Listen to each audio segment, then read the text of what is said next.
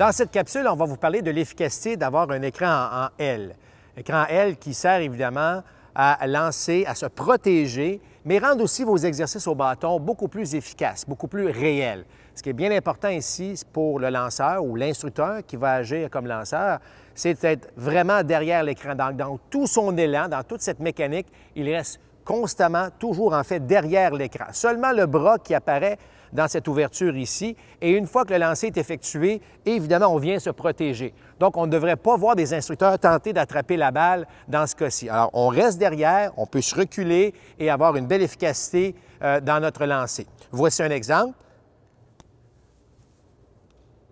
Autre façon efficace d'utiliser notre écran en L, c'est d'aller d'un toss avant, parce qu'on ne peut pas toujours lancer par-dessus. Alors, parfois, on va être un peu plus efficace, plus de répétitions pour le frappeur. Donc, on va aller d'un toss avant où, évidemment, on se protège toujours derrière notre écran.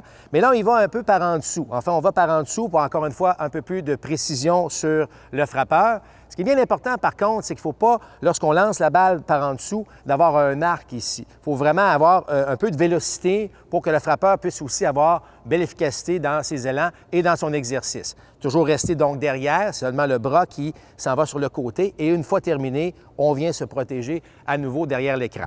Voici un exemple. Utilisez vos pieds également.